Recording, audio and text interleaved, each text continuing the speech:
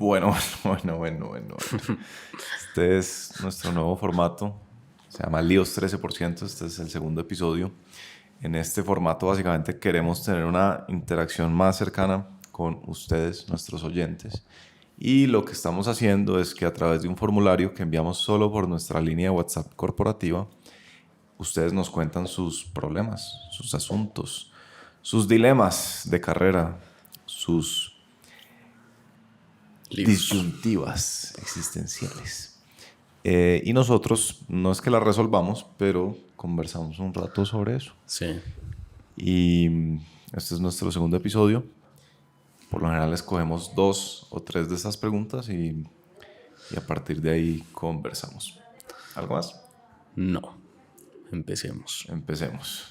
Entonces, Juan Pablo nos dice que su problema es cómo repartir el tiempo.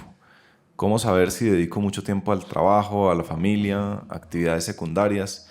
El tema es que lo tenemos que cuantificar porque uno no se da cuenta si cae en un extremo u otro. Bueno, no se da cuenta a no ser que sea demasiado tarde. Uh-huh. Ahí sí, ante la pérdida, uno sabrá qué hizo mal. Esa es dura. La de la pérdida, ¿no? Sí, y es verdad. Es verdad que sí pasa. Que uno se pierde. Creo que sí es un buen punto de Juan Pablo, que en un punto uno ya la perdió. Y ya como que no hay vuelta atrás. Es como cuando uno se enfermó por algo cardiovascular por comer mucho chicharrón. Ya comió mucho y ya se enfermó. Es un poco lo mismo. Hay un punto de no retorno. De no retorno. Yo sí creo que nuevamente hay distintos momentos para cosas. Y cuando uno intenta balancearlo absolutamente todo siempre, sí, como ser buen amigo, ser buen familiar, ser buen trabajador, hacer deporte, ¿qué más toca balancear? Ser un adulto completo. Ser un adulto que paga hacerle sus mantenimiento vainas. Al cuerpo de los adultos. ¿Usted se ha dado cuenta lo engorroso que es eso?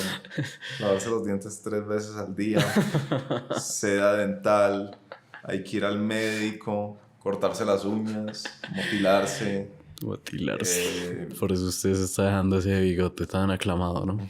Aclamado. Entonces, en el exceso de balance, pongámosle, o de equilibrio, sí hay una complejidad difícil. O sea, creo que uno no puede hacer bien todo siempre y que el que intenta hacer bien todo siempre no termina haciendo nada bien. Sí. Eso es lo primero que pienso. Ahora, hay una alternativa al balance con la que nosotros hemos coqueteado últimamente, que viene por vía de Eduardo Salazar, que es la idea de la intensidad. Uh-huh. Y básicamente la idea de la intensidad apunta a que uno no tiene que ser ecuánime con todos los aspectos de su vida. Uh-huh. Uno debe aspirar a ser funcional en algunos de esos aspectos, porque pues si uno no sé, descuida el aspecto físico, pues eso trae ciertas consecuencias. Uh-huh. Pero no quiere decir que uno deba ser tan diligente en todas las cosas. De pronto uno lo que hace es que libera ese tiempo que dedicaría a cosas por las cuales uno no tiene una proclividad natural y se lo dedica a otras en las que sí, en las que uno intensamente quiere dedicar. ¿Usted cómo se está parando en términos de balance versus intensidad? Que es difícil, o sea, como que ese mínimo igual, ¿no? Que ser un buen amigo. Yo sí creo que hay unas cosas que uno puede hacer y es, por ejemplo, con los amigos. Uno no necesita tantos amigos. Uh-huh. ¿Sí? Y a veces como que hay gente que le dedica demasiado tiempo a la vida social porque tiene que quedar bien con todo el mundo. Entonces cada vez que hay un cumpleaños tiene que ir martes, miércoles, jueves, viernes, sábado, domingo a un cumpleaños. Igual creo con la familia, ¿ves? Digamos, yo no hay que tener tanta familia. No hay que tener tanta. No hay que tener tanta. Digamos, yo personalmente no sé que no soy un buen familiar en cuanto a familia extendida. Sí. nuclear hasta de pronto creo que tampoco tanto, mucho mejor que con la familia extendida, pero tampoco tanto. Entonces yo, obviamente, pues no es de vernos todos los días, no es de hablar todos los días, pero son decisiones personales. No estoy diciendo que esa sea la vía. Sí, sí, sí. Hay gente para la cual, sobre todo supongo la gente más extrovertida o que le gusta la influencia, que por ejemplo la vida social es muy importante y está bien que sea importante y está bien que esté siempre ahí presente. Para uno, para mí, pues no. Entonces me doy más tiempo para hacer más deporte, estar con la gente más cercana. O por ejemplo, otro tema es qué hábitos escoger, ¿sí? Yo sí creo que hay que mantener hábitos, pero nuevamente hay momentos donde uno tiene muchos intereses de hábitos. Sí. Entonces yo, por ejemplo, ahorita, lo que va de este año, me he dedicado mucho más al deporte que a la música. El año pasado, digamos, siento que me dediqué mucho más a la música que al deporte. Sí. ¿Por qué? No tengo ni idea. Simplemente por escoger, porque el tiempo es limitado. Y está siempre como el dial, ¿cierto? ¿Cómo se llama este aparatico? ¿Subir el volumen? El del subir el volumen, sí. La rosquita del volumen, ¿cierto? Ajá. Y pues me parece que ese ejemplo es perfecto porque usted el año pasado estaba en 6 de música. Sí. Que lo obligaba a estar en 3 de deporte. Sí. Sí, y este año le subió a 6 de deporte y le bajó a 3 de música. Sí. Pero lo bonito de eso es que el próximo año usted puede cambiar, revertir la cosa, ¿cierto? Total. O si quiero empezar a cocinar, pues cocino y no hago. Sí, como quiero, puede ir jugando ahí. Pero me parece a mí que un punto importante es esta idea del balance entre la vida y el trabajo. Siempre, pues usted sabe que ha sido muy controvertida, ¿no? Hay quienes hablan de que hay que más bien integrar la vida y el trabajo. Y yo no sé si a usted le pasa, pero a mí me pasa mucho que para mí es excesivamente difícil diferenciar vida y trabajo. Y a veces siento que debería, simplemente como ¿no? por el aire social, por el ambiente, por la, pues no quise decir presión social, entonces dije dos sinónimos. Aire. ¿Pero en qué sentido? En el sentido de que en verdad si a uno le gusta lo que hace, es difícil tener claro cuándo está trabajando y cuándo está viviendo. Sí. El caso, por ejemplo, fácil, leer. Si estoy leyendo y estoy encarretadísimo con lo que estoy leyendo, así no sea ficción, yo también leo ficción, pero así sea una cosa pues de no ficción, algo que sea útil para mi trabajo y me tiene encarretado, pues qué de malo tiene en excederme un poquito, ¿cierto? En que sean las 8 de la noche y yo sigo encarretado ahí. ¿Dónde está la justificación de decir, no, esto es trabajo y lo sano es que pare aquí? O por ejemplo una cosa que le pasa a la gente emprendedora o que tiene proyectos creativos, sospecho yo, es que a uno le queda muy difícil desconectarse, ¿cierto? Pues para mí, yo no es como que tenga dos cabezas, ¿cierto? Como cabeza de trabajo y cabeza de mi yo real, ¿cierto? Como que mi yo real está demasiado atado con el trabajo como para yo sentirme mal porque un sábado a las 5 de la tarde se me ocurre algo y de golpe quiero empezar a trabajarle ahí sobre la marcha y no esperar a que sea el lunes. Entonces a mí, yo creo que yo soy un poco partidario de esa idea de la integración de la vida. Es que ni siquiera es integrar la vida del trabajo, en verdad para mí, como, bueno, esto ya puede ponerse como filosófico, pero para mí el trabajo es indisoluble de la vida, como que para mí la vida sin trabajo no existe, por como yo entiendo el trabajo.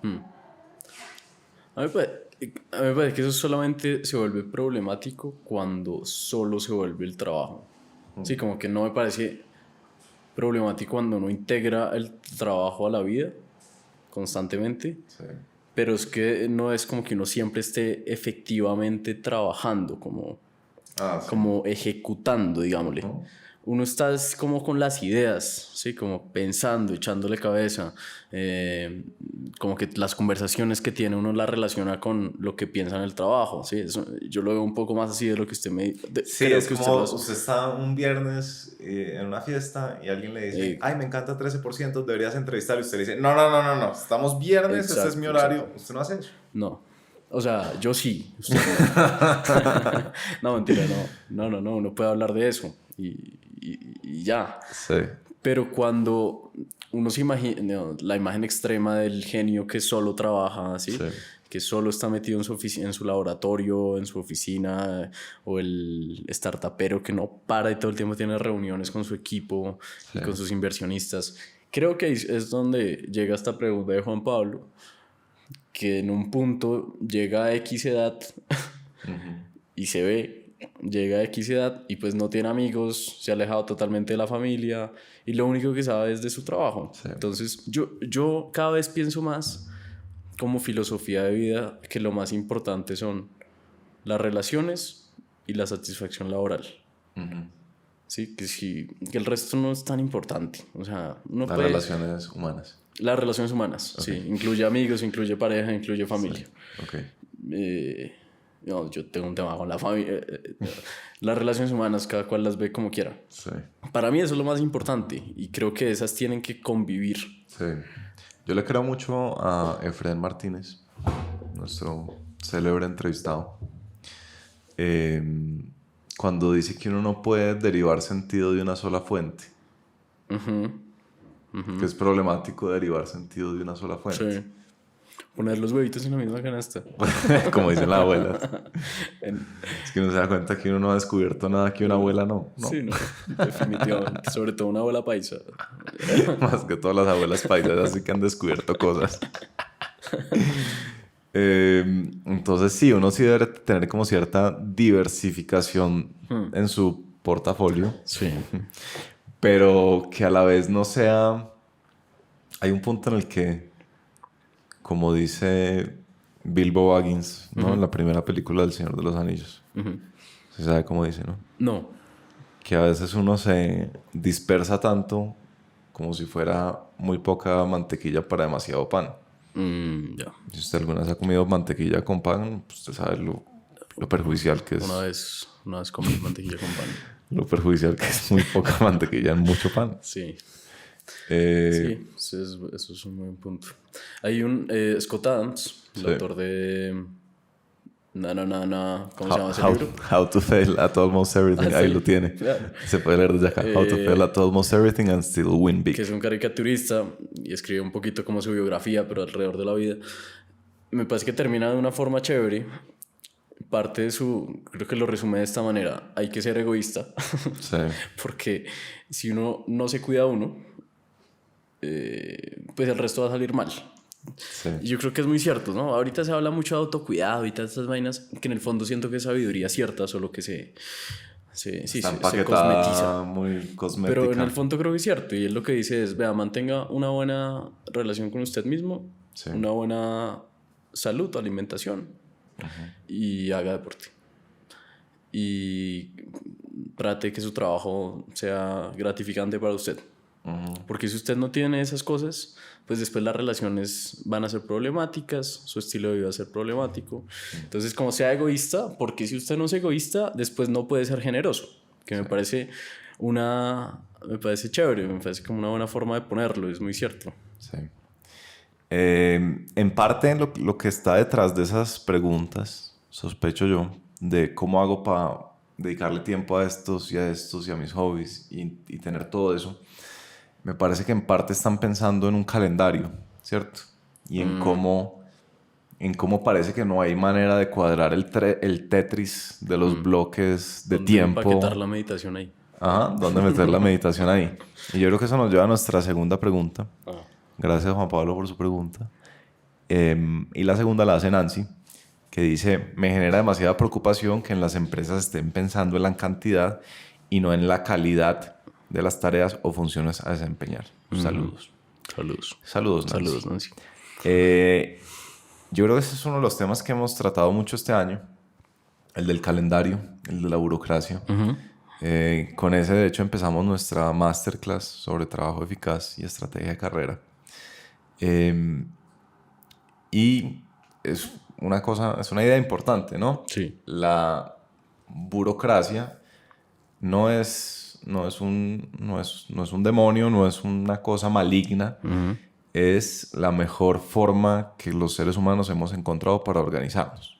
Y no vamos a expandirnos mucho en eso, pero basta con decir que al estandarizar el trabajo bajo un esquema burocrático, atendiendo a la revolución industrial, en la que, digamos, el paradigma importante era lograr más en menos tiempo, ¿cierto? Un paradigma guiado por el tiempo, por el reloj de fábrica. Pues a lo que hemos llegado hoy es a un calendario en el que creemos que trabajar equivale a organizar muy bien un Tetris de bloques de tiempo, ¿cierto? Básicamente esa es un poco la idea.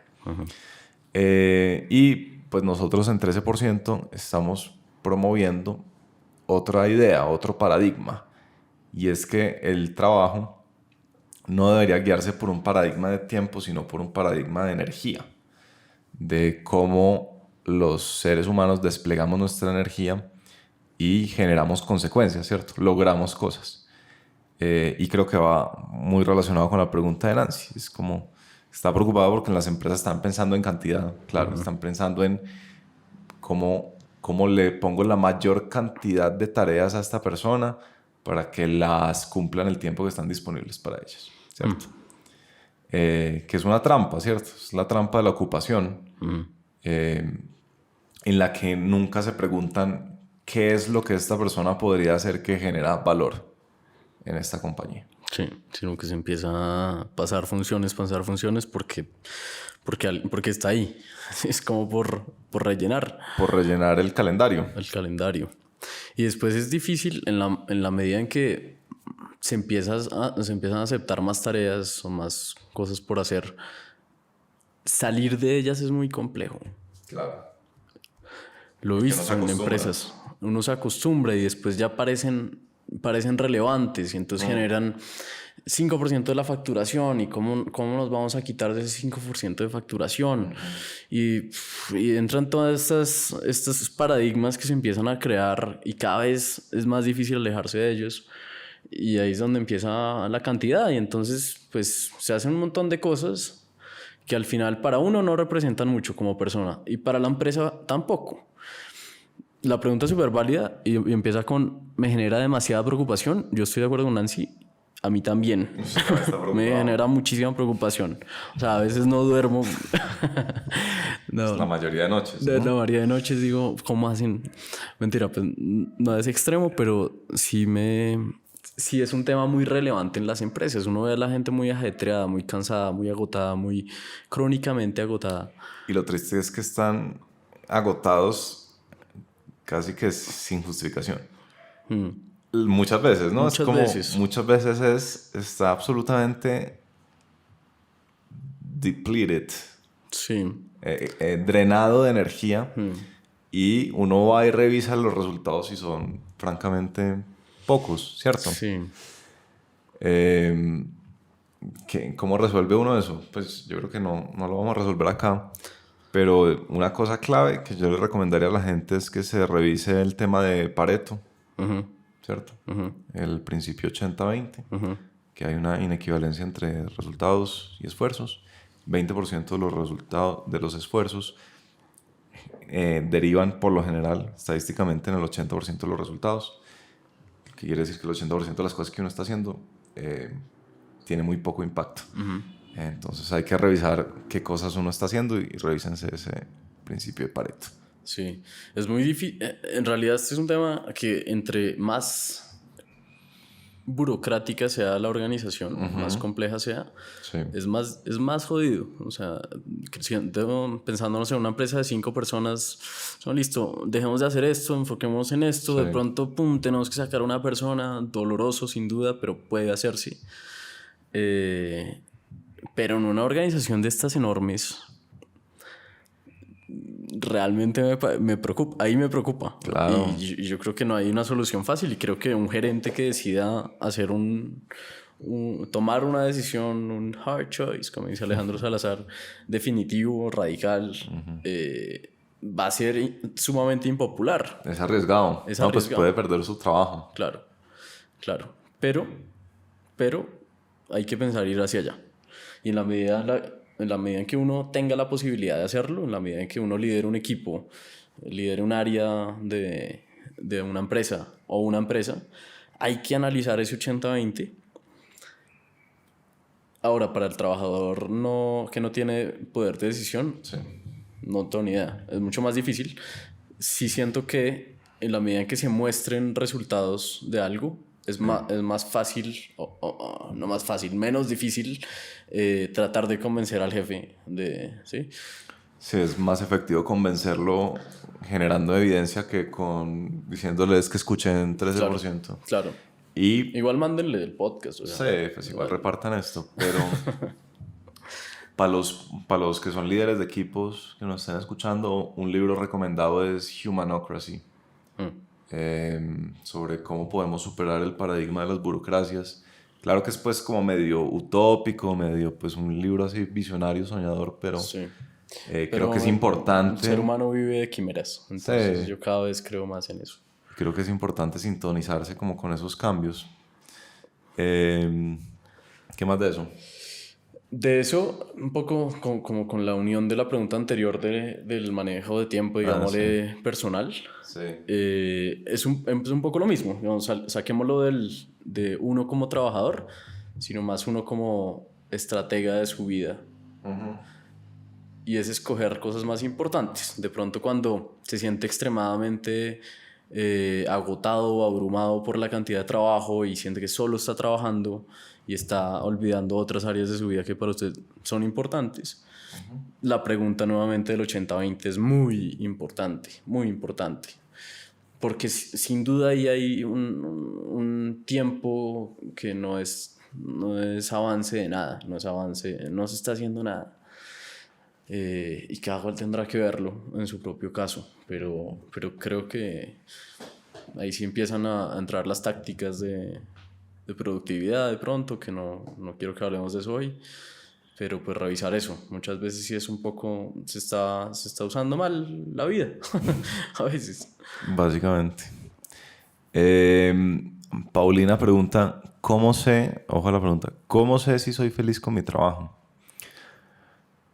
Luego dice, la delgada línea entre ser feliz con lo que se hace, estar en una zona de confort y estar estancado sin darse cuenta.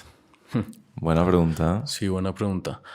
¿En qué vamos con la felicidad en el trabajo, Nicolás? Ya sí podemos decir felicidad en este podcast o sigue no, digamos felicidad porque ¿qué? Al final pues todos queremos ser felices. Eso sí es verdad. Sí, yo sí, es buena pregunta porque, y de este tema le hemos tratado de echar cabeza, por ejemplo, el tema de la zona de confort. Si la zona de confort está del todo mal, ¿sí? Porque está satanizada, digamos, la típica idea de, ¿cómo es que dice la frasecita de, bueno, hay que saltar de la zona de confort? Sí. Es otra frase más cliché aún que se me olvida. Y a veces la zona de confort no necesariamente está mal, si uno está cómodo en el sentido de las cosas están funcionando, no me parece que está mal. Creo que el factor diferencial, creo que es donde se critica la zona de confort, es que uno no está sintiendo tensión, sí, como reto, ¿cierto? Yo creo que ahí está un poco la diferencia entre una zona de confort de las cosas alrededor como que están funcionando, sí, y uno va yendo, pero si uno no está progresando porque no está sintiendo ningún reto, no está sintiendo ninguna tensión, ahí creo que es donde la zona de confort y hace que uno se sienta estancado. Sí, eso es una cosa como cruel, porque uno se dedica un mundo de tiempo, un mundo de trabajo a pasar de un estado de cosas caóticas a un estado de cosas funcionales. Sí. Y ya cuando está la cosa funcional, entonces uno le dicen que uno está muy cómodo y uno no debería estar cómodo. Entonces yo no sé bien uno cómo se enfrenta a eso. Yo sí creo que uno, cuando hace mucho un trabajo, va desarrollando sensibilidad respecto de qué actividades lo están a uno tensionando en el sentido positivo. Sí. Es decir, ¿qué es sobre mi trabajo? ¿Qué próximo cliente que voy a cerrar? ¿Qué qué próximo tipo de proyecto que voy a desarrollar es el proyecto adecuado para yo sentir que estoy progresando. Porque si hay un tema sobre la operación crudas, cuando es solo operación de yo sé hacer esto es tin, tin, tin, eso muy rápidamente desemboca en que la gente se siente estancada. Que es un sentimiento, y creo que sí es de verdad, es a evitar, ¿no? Este libro del Progress Principle dice la cosa más importante a la hora de estimular las emociones, las percepciones y la satisfacción del trabajo es progresar en una labor que tiene sentido, ¿cierto? Así de importante es estar siempre progresando. Sí, sí. Pero sí, me parece bueno hablar de tensión y no de salto, no de ¿cuál es mi siguiente gran reto? Porque puede que no sea grande, ¿cierto? Puede que a los ojos de un espectador usted está haciendo lo mismo que siempre ha hecho. Exacto. Como no, él está ahí haciendo lo que siempre está hecho. Pero como uno es el que sabe, ¿cierto? Como uno es el que está en la silla, en el cubículo o en la primera línea de ventas, uno es el que puede percibir si lo que está haciendo lo está llevando, ¿cierto? Lo está llevando a algo más, lo está ayudando a progresar. Me parece que ese es un punto importante. Andrés Aguirre repite mucho, le dijo también 13%, que la palabra pretensión incluye la palabra tensión, que es un juego de palabras chévere, porque en últimas, si uno no está pretendiendo nada, es porque está estancado, es porque la vida de uno, al menos en términos laborales, está quieta. Sí. Porque no pretende, no tiene aspiración, no tiene ambición. Y para lograr perseguir esa pretensión, pues se necesita naturalmente una atención. Sí. Y me parece muy, muy importante lo que usted dice. No es un cambio radical ni un proyecto absolutamente nuevo, ni puede ser simplemente voy a mejorar en esto muy puntual, ¿cómo lo voy a hacer? Quiero aprender esto muy puntual para tal, ¿cómo lo voy a hacer? Quiero, sí, como que pueden ser cositas chiquitas, pero sí tienen que existir. Después, o si no, uno se vuelve Stanley. Stanley de The Office. Eso no hay que explicarlo, ¿cierto? La gente entiende la referencia Stanley de The Office. Yo no lo entendí hasta que empecé a ver The Office. Y es muy chévere ver The Office a la luz de 13%. Debería haber un análisis profundo de The Office. Debería haber como la opción en Netflix, como comentarios del director y abajo comentarios de los de 13%. Sí, ahí para que tengan la idea de esa gente.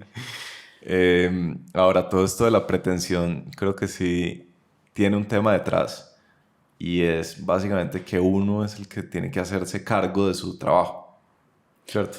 Todo esto apunta a cierta proactividad. No es que la zona de confort esté determinada por el cargo o por el puesto y lo que necesitan es un nuevo puesto, ¿cierto?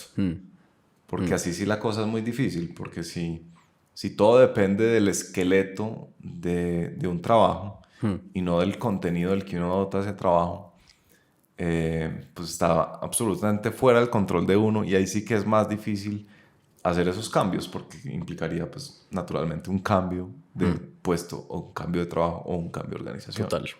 A uno le dan un manual de funciones, casi siempre, casi en todos los trabajos burocráticos. Pero en últimas el trabajo lo hace uno.